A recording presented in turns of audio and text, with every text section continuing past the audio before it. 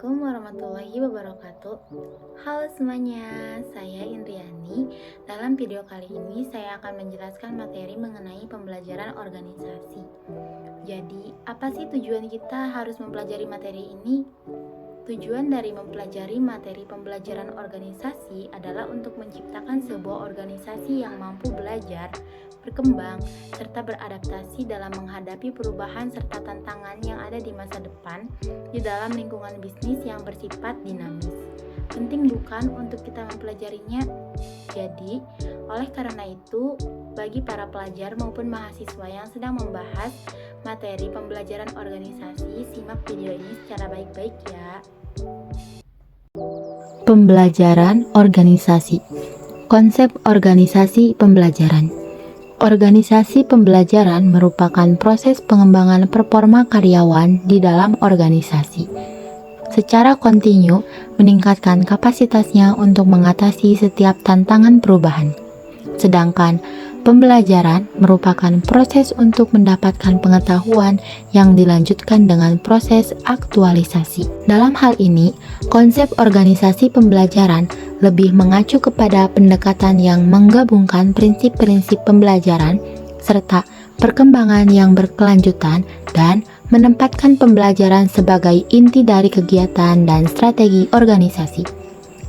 Organization learning atau organisasi pembelajaran pertama kali dipopulerkan oleh Peter Senge dalam bukunya yaitu The Fifth Discipline pada tahun 1990. Menurut ia, keberhasilan suatu organisasi dapat ditentukan oleh kemampuannya dalam mengembangkan institusinya menjadi sebuah organisasi pembelajar.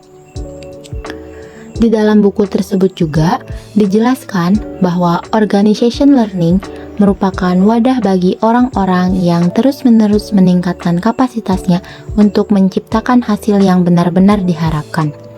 Jadi, idealnya di dalam organization learning, setiap individu mampu mengembangkan berbagai pemikiran barunya, bebas dalam menyampaikan aspirasinya, dan bagaimana masing-masing individu terus belajar bersama-sama untuk mencapai suatu tujuan. Tingkatan organisasi pembelajaran.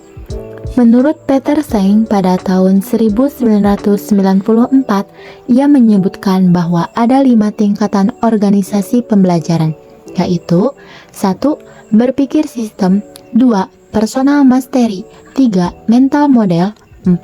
Membangun visi bersama, 5. Tim pembelajaran. Berpikir sistem. Berpikir sistem adalah berpikir secara keseluruhan terhadap interaksi antar unsur dalam batas lingkungan tertentu yang bekerja untuk mencapai tujuan. Berpikir sistem juga dapat diartikan sebagai prosedur yang sistematis yang memiliki elemen-elemen sistem untuk mencapai tujuan. Selanjutnya, personal mastery. Personal mastery lebih merujuk pada proses pengembangan dan pemahaman yang mendalam tentang diri sendiri yang berkaitan dengan kemampuan dalam mengelola dan mengarahkan karakteristik kepribadian secara positif. Selain itu, dalam hal ini juga mencakup upaya keahlian terus-menerus dalam mengklasifikasikan visi pribadi, visi organisasi, memfokuskan energi, mengembangkan kesabaran, serta melihat secara objektif yang dimulai dari hal yang sungguh-sungguh bagi organisasi. Yang ketiga, mental model. Mental model adalah kemampanan sikap mental atau model mental yang dimulai dari penguasaan pribadi yang tinggi dalam keadaan hidup selalu belajar. Mental model dapat dibentuk dari pengalaman pribadi, pendidikan, budaya, nilai-nilai, dan persepsi individu. Selain itu juga, mental model dapat membantu dalam memprediksi, memecahkan masalah, serta mengambil keputusan. Yang keempat, membangun visi bersama. Dalam hal ini, visi merupakan kapasitas untuk berpegang pada gambaran bersama akan keadaan yang ingin diciptakan di masa yang akan datang. Membangun visi bersama merupakan upaya membangun rasa memiliki komitmen dalam kelompok dengan cara membuat gambaran bersama tentang masa depan yang diciptakan dari prinsip-prinsip untuk mencapai tujuan di masa depan bersama. Yang terakhir, ada tim pembelajaran. Tim pembelajaran adalah kemampuan anggota tim untuk menunda asumsi dan masuk ke dalam pikiran secara murni.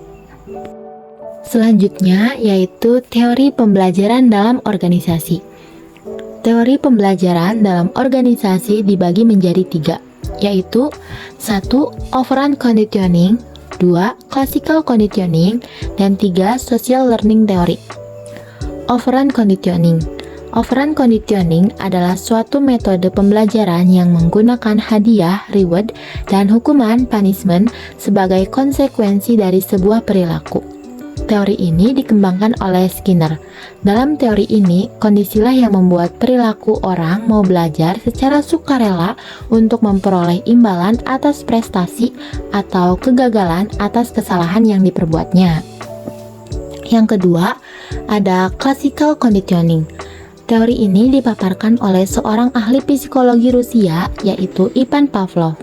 Classical conditioning ini menggambarkan di mana sebuah kondisi yang tidak stimulus, maka tidak akan mendapatkan respon terhadap suatu objek yang menjadi fokus perhatian. Yang ketiga, ada social learning theory.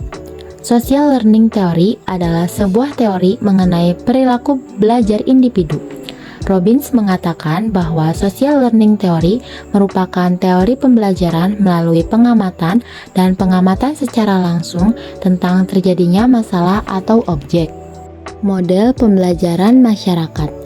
Model pembelajaran masyarakat dibagi ke dalam 4 tahap, yaitu 1. Proses memperhatikan, 2. Proses mengingat, 3. Proses mesin untuk meniru, dan 4. Proses pemberdayaan atau penguatan. Proses memperhatikan. Di dalam ruang lingkup model pembelajaran masyarakat, proses memperhatikan ini merujuk pada kemampuan individu atau kelompok untuk memberikan perhatian dan fokus pada informasi yang relevan atau penting dalam lingkungan sosial maupun lingkungan pembelajaran. Proses memperhatikan ini sangat penting dalam model pembelajaran masyarakat karena dalam hal ini individu atau kelompok diharapkan dapat memilih dan mengenali informasi yang relevan dari beragam sumber pengetahuan yang tersedia di dalam masyarakat. Selanjutnya, proses mengingat. Daya ingat adalah proses mental yang dimiliki individu untuk mengkode, menyimpan, mempertahankan, dan mengingat informasi, pengetahuan, atau pengalaman masa lalu di dalam otak yang dapat dipanggil kembali untuk dapat dipergunakan beberapa waktu kemudian. Yang ketiga, proses mesin untuk meniru. Machine learning adalah sebuah metode analisis data yang dilakukan dengan otomatisasi pembuatan model-model analitis. Machine learning didasarkan pada sebuah gagasan bahwa sistem dapat belajar dari data, mengidentifikasi pola, dan membuat keputusan dengan sedikit intervensi manusia dalam proses tersebut. Yang keempat, proses pemberdayaan atau penguatan. Proses ini berkaitan dengan meningkatkan perhatian, meningkatkan motivasi individu atau kelompok, serta membina tingkah laku individu dan kelompok menjadi produktif.